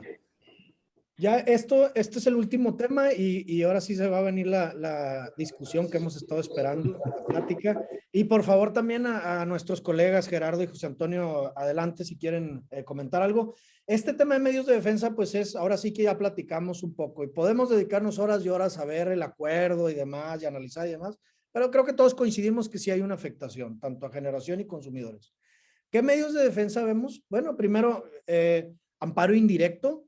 Nosotros consideramos o tenemos la postura, Carlos y yo, de que esto es un acto administrativo, por ende, es autoaplicativo, son 15 días hábiles, no 30 como una norma general, porque está actuando la CRE. Digo, probablemente va a haber unas posturas que digan, no, se contempla como si fuera una norma y tengo 30 días hábiles para impugnar. Está bien, nada más que también nosotros, todo el mundo, queremos ver tomar una postura más conservadora y que luego, si nos vamos a los 30 días, que luego el juzgado distrito no nos vaya a decir por presión o lo que sea. No, esto fue un acto y ya te vencieron tus 15 días hábiles. Entonces, nosotros sí lo que recomendamos es irse de la forma conservadora, los 15 días, que creo que vencen el 20,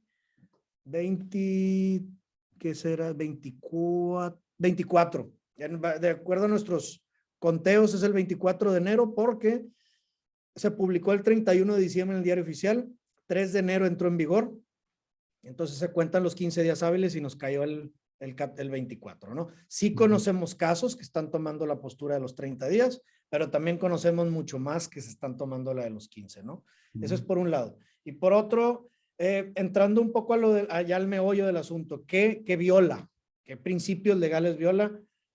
Quiero hablar, por ejemplo, uno de ellos es confianza legítima.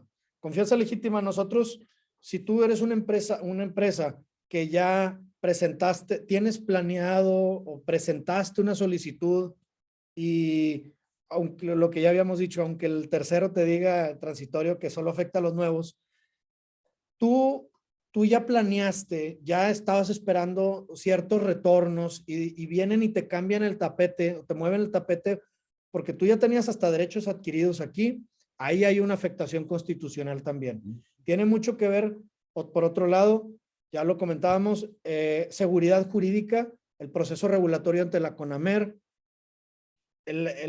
distintos organismos también ya están opinando, hay una afectación, hay una violación a principios constitucionales en este aspecto por no seguir la regulación. Entonces, ahí va. Libre concurrencia y competencia, la propia COFESE, ya lo dijimos, ellos estiman que esto afecta y viola el derecho constitucional a la libre competencia porque reduce las posibilidades de comprar energía a través de este tipo de mecanismos, afectando la competencia económica, que es distinto a la competitividad.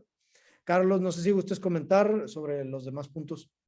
Sí, no, y creo que es en línea con lo que también yo había comentado al principio José Antonio y Gerardo. Hay violación al principio de subordinación jerárquica, es contradecir a la LIE. Pues evidentemente es posiblemente el primer concepto de violación que en cualquier amparo vamos a encontrar contra este acuerdo interpretativo. Que sin querer hacerlo clase de derecho esto, ¿verdad? Porque sabemos que quieren ir a lo práctico, a lo específico, a la garantía, el principio de legalidad también se ve afectado aquí.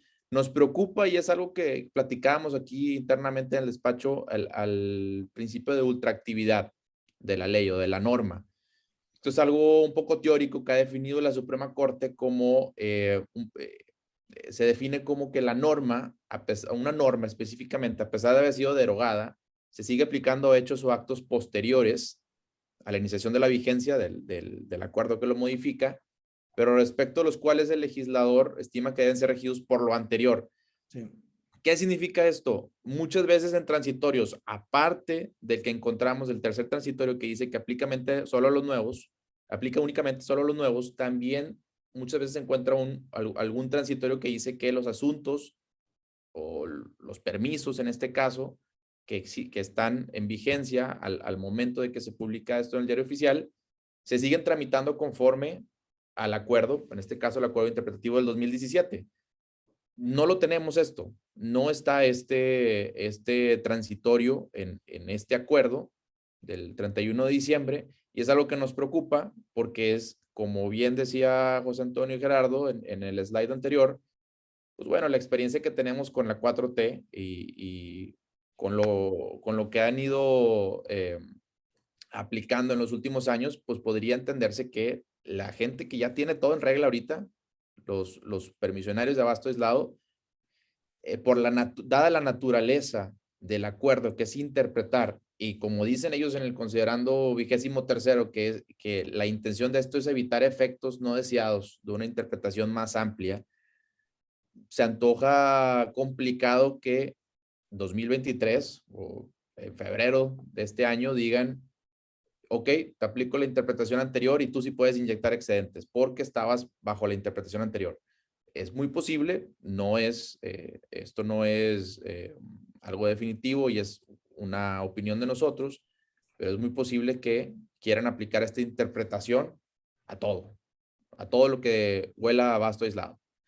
Entonces, por eso es lo que el approach conservador que tenemos y por lo cual consideramos el medio de defensa, que aparte del amparo indirecto sabemos que también se pueden explorar otros posteriores, elevar esto a esquemas internacionales, pero bueno, al menos ahorita aquí en México, pensar en el amparo indirecto, pensarlo en el menor tiempo posible y en el peor de los casos que nos diga el juez de distrito que no nos aplica y pues bueno, curados en salud, ¿verdad? Así es. Y sí, como comentamos, sí hay más medios de defensa, como dice Carlos.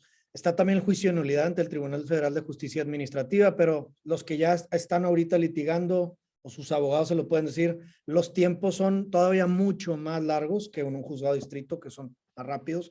Aparte, la cuestión de la suspensión se otorga en tiempos menores que en un juicio de nulidad. Igual tratados internacionales y demás, pero tal vez por este tema no sea tan conveniente irse a paneles arbitrales y demás. Creemos que con los juzgados y más porque es claro, vemos claro los principios legales que se están violentando, que se puede ver todo dirimir sin problema en un juzgado de distrito. Ahora, todavía hay más temas que se pueden alegar, tal vez no con esta fortaleza de estos 6 que estamos comentando, pero también puede haber uno de daño al medio ambiente y daño a la salud. Si yo tengo planeado, que es común, ya vimos, Carlos nos enseñó datos muy concretos de fotovoltaicos y es más, pues son datos de 2018, como decía Carlos, la CRE no ha querido actualizar los datos desde ese entonces, pero hay más. O las de cogeneración, que es energía limpia, la parte de cogeneración eficiente. Si te van a impedir hacer un proyecto de estos porque te eliminan figuras y te restringen inyección a la red y demás, y ahora vas a tener que, como ya no lo vas a poder hacer, vas a recibir de CFE, y CFE lo podemos también ver datos duros de combustóleo que le encanta, el combustóleo a la CFE o de carbón, pues bueno, es un daño al medio ambiente, estás afectando derechos constitucionales del artículo 4, daño al medio ambiente, derecho a la salud y demás. O sea, todavía se pudieran incluir más conceptos de violación en los amparos. Claro. Y yo creo que, como lo comenta Jorge y Carlos, es importante que se incorpore, porque la verdad es que todo argumento, va a sumar o va a fortalecer el juicio de amparo que se esté buscando. Aquí el tema también, y la gran pregunta que como abogados tenemos es, bueno, ¿cuál va a ser la resolución de los juzgados, de los tribunales federales, ¿no?, en relación con estos juicios de amparo? Ya nos pasó con los temas de los juicios de amparo que se interpusieron por las modificaciones que se hicieron a la ley de la industria eléctrica y a la ley de hidrocarburos, que digamos, el Poder Judicial Federal consideró que no se estaban afectando en este momento los derechos y no había una afectación directa en este momento a varios de quienes presentaron esos amparos. Y básicamente lo que les dijeron es, bueno, regrésese a su casa y el día que que le afecte esta modificación a usted, viene usted y me presenta otra vez un nuevo juicio de amparo. Creo que es un antecedente preocupante, creo que es un antecedente que nos puede disparar también, no solo en el tema energético, yo creo que en cualquier tema a nivel nacional ya se pone en duda de, bueno, si a mí me afecta o me puede afectar, pues me puedo amparar. Es precisamente un mecanismo de defensa de un ciudadano, de un gobernado, en contra de actos de la autoridad que van a violar o modifican o afectan mis derechos fundamentales. Ese es el concepto del juicio de garantías. Entonces, cuando ya los tribunales están tomando este tipo de posturas de decir, bueno, es que ahorita en este momento no le está afectando a usted, en este momento. Cuando le afecte, entonces viene conmigo. Y evidentemente primero se reduce el universo de conceptos de violación y de afectaciones posibles que yo podría presentar o argumentar en un juicio de amparo. Y segundo, me pone en una situación de decir, híjole, pues tengo nada más el último tiro. Y si este último tiro no funciona, pues no, tengo una problemática. Y por otro lado, todo esto viene concatenado, es decir, este tipo de proyectos son multifacéticos, digamos. Entonces, por ejemplo, si yo estuviera sentado en Nueva York en un banco que ha prestado mucho dinero a este tipo de proyectos en México, pues estaría un poco preocupado. Porque si efectivamente entran, digamos, se empieza a aplicar esta nueva interpretación, pues lo que va a suceder es que para los nuevos proyectos o para aquellos que ya están caminando, como lo platicamos en los escenarios que ya lo platicamos, pudieran verse afectados por esta nueva interpretación y yo presté dinero sobre un proyecto que tenía condiciones diferentes. Entonces, el repago se va a hacer tal vez más complejo, se van a cerrar las posibilidades de poder, por ejemplo, vender excedentes. Entonces, empieza una serie de efectos dominó que no vemos, y creo que bien se apuntaba en este tema, ¿no?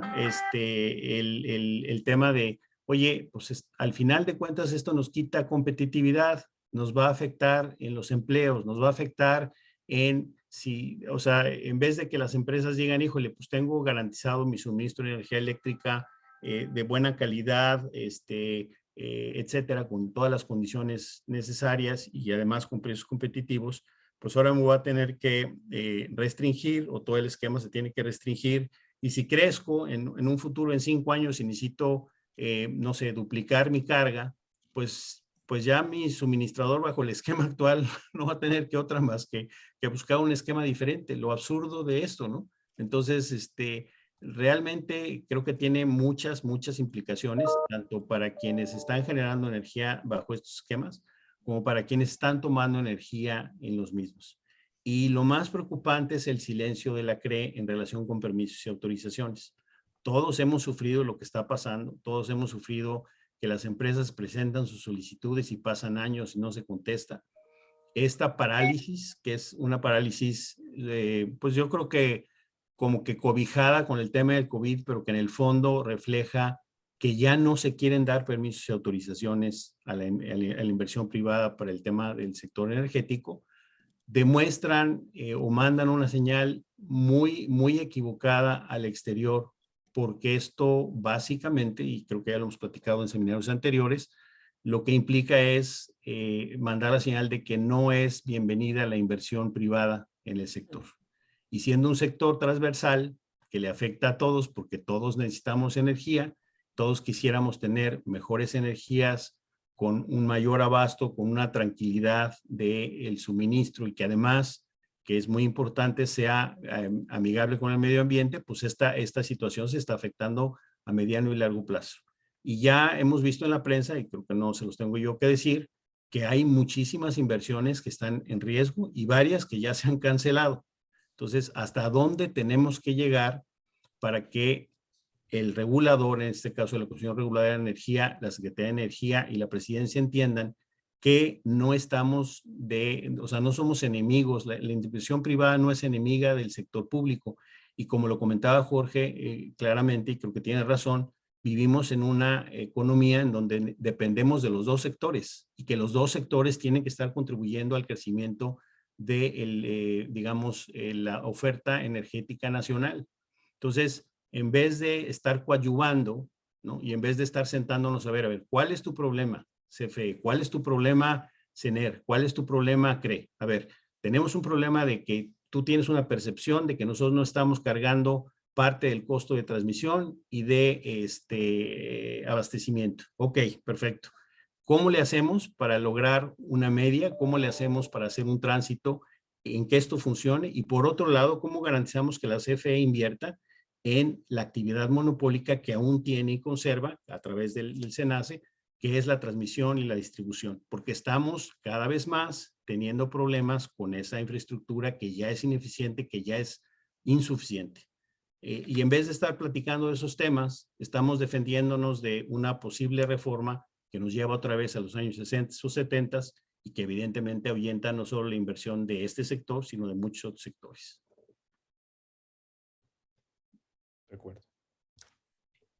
Perfecto, Gerardo. Pues este es, entiendo, uno de los últimos puntos a atender.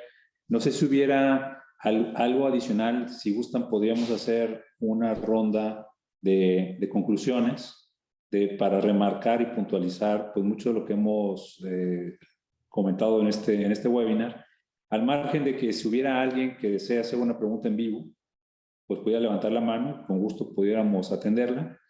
Pero si gustan, hacemos una ronda final, si están de acuerdo, los panelistas, de conclusiones y qué resaltarían en específico y en concreto como recomendación ante este entorno. Empezaría con Jorge.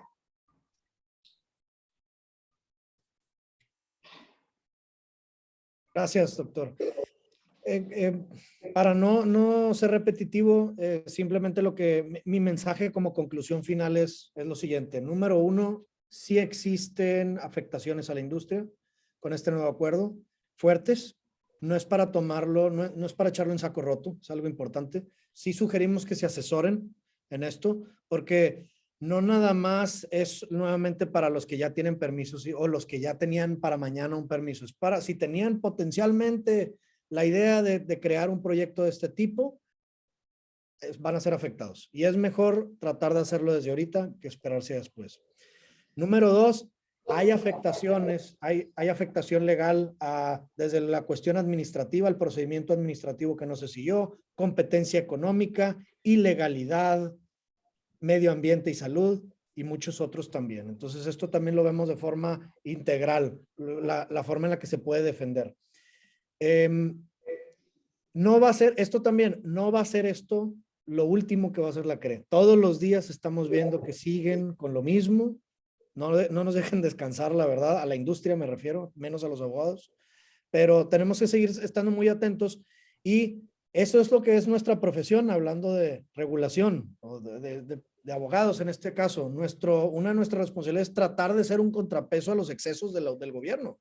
Y esto es un exceso de autoridad, se están excediendo en sus facultades al limitar y restringir ya mecanismos o derechos que ya existían para la población. Porque muchas veces pensamos en que un derecho humano es nada más un derecho, pues el derecho a la convivencia y el derecho a la salud.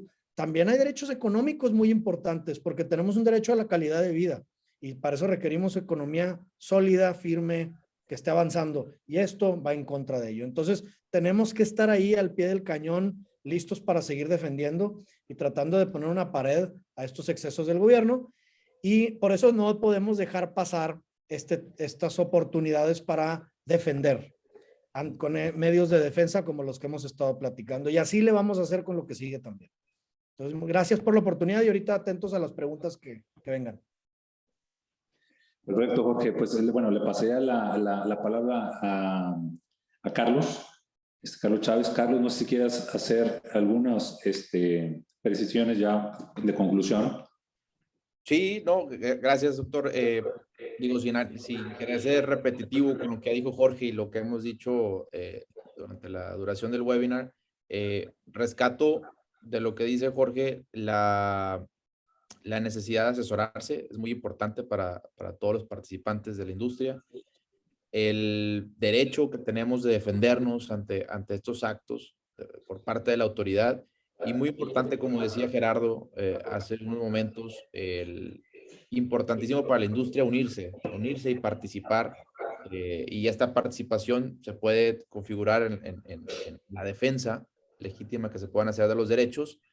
Y pues muy importante esos esfuerzos del clúster, el mantener informado a todos los participantes, saber cuáles son las afectaciones particulares, verlo como un todo, a esto, el cómo afecta este tipo de acuerdos, que un acuerdo interpretativo que podría ser algo que suena algo minúsculo, pues tiene ramificaciones muy grandes. Entonces, darle la debida importancia a todo. Y pues bueno, para eso estamos aquí, tanto nosotros como Gerardo y José Antonio, para resolver cualquier duda que puedan tener particular.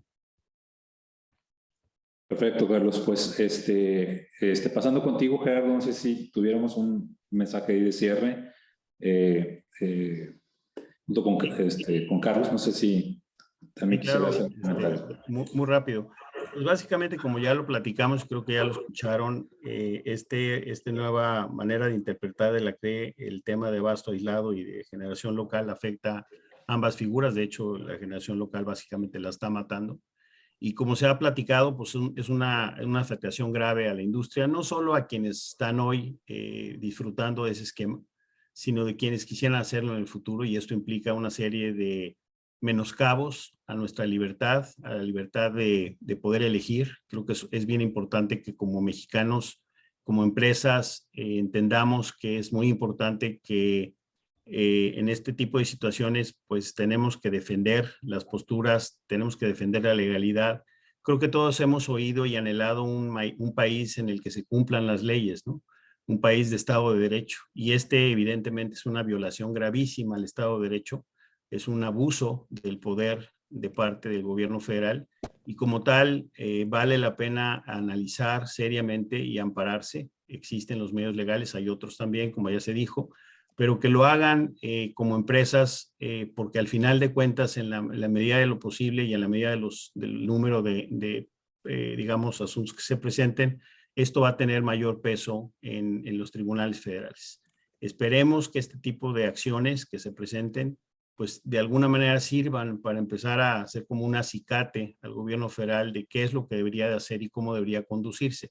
Seguimos, como lo dije desde un principio, viéndonos del otro lado de la mesa como enemigos, lo cual es un error. El área a jugar, o la cancha a jugar, se llama México, y nosotros y ellos estamos en el mismo México, aunque ellos puedan tener una percepción distinta de la realidad. Y este tipo de acciones lo que está haciendo es afectar a la marca México, no solo a nivel nacional, sino también internacional. Y eso es terrible. Entonces, creo que es importante que hagamos esa reflexión y defendamos los derechos que como ciudadanos tenemos bajo estos esquemas. Gracias. Perfecto, Gerardo. Bueno, también como parte de este cierre, le pedí a José Antonio Telles, no sé si José Antonio quieras hacer un comentario también de conclusión. Claro, después de los tres comentarios muy atinados de cierre que ya dieron los demás ponentes, lo único que me quedaría agregar es en el tema de la asesoría, ¿no? ¿Qué es lo que tienen que ver? Hay unos que van a migrar y tienen que planear sí o sí, ¿no? Tienen que empezar a planear el día de hoy, ¿no? O sea, no solamente si se les va a vencer en enero, si se les va a vencer en febrero, sino que si tienen un año, si tienen 2 años de vencimiento, tienen que empezar el día de hoy a ver qué van a hacer, ¿no? Porque el procedimiento ya de por sí era tardado, y ahorita si quieren tener la posibilidad de migrar a uno de estos esquemas como se aplicaban anteriormente, hay que ponerse las pilas ya el día de hoy. Y la segunda es, si todavía están en posibilidades de querer tener uno de estos proyectos, también tienen que evaluar cómo va a cambiar esa planeación que van a tener de ese desarrollo del proyecto, porque al final de cuentas se aumentan los tiempos, se aumentan los riesgos, y también se aumentan las gestiones que se tienen que hacer para lograr exitosamente que uno de estos abastos aislados o generaciones locales terminen operando, ¿no? Porque el hecho de que salga este criterio interpretativo realmente no significa el final del abasto aislado, ¿no? Significa que hay más trabas y probablemente en algunos casos se vuelve inviable, pero si lo quieren hacer, si todavía es parte de los objetivos que se pueden tener, hay que empezarlo a ver, ¿no? Bien, perfecto.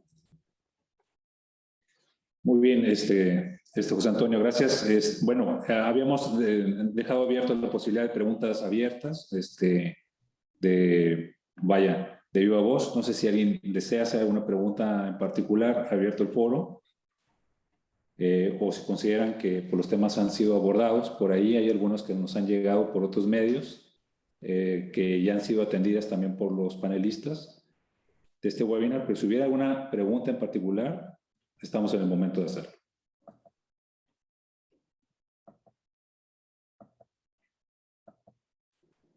No sé si tengan los micrófonos abiertos todos, ¿sí? Para que hablen.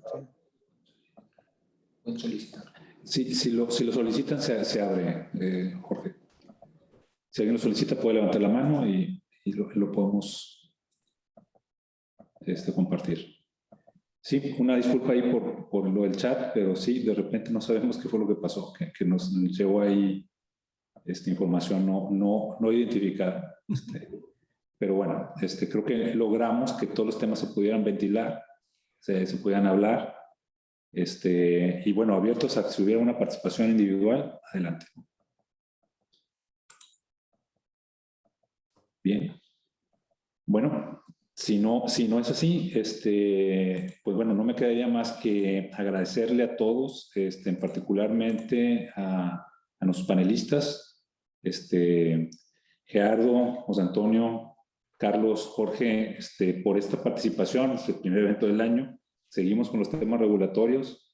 Y bueno, agradecerle a nombre del ingeniero César Cadena, presidente del Clúster Energético de Nuevo León, del mío propio, Amado Villarreal, director general del Clúster Energético de Nuevo León, por la participación de todos y estar pues pendientes de los eventos que el Clúster va a estar organizando próximamente, que pues vienen más. Como ustedes saben, viene todo este debate de la iniciativa de reforma constitucional en materia eléctrica, que bueno, pues también hay muchos temas ahí que se nos han mencionado que no se está utilizando la información de manera adecuada. En realidad tenemos sustentos sumamente sólidos y fuertes para defender la participación del sector privado en el sector energético, y pues seguiremos con esa misión, en verdad, y pues agradecemos a todos su participación. Gracias, y pues nos vemos en nuestro próximo evento. Gracias a todos. Gracias. Hasta luego.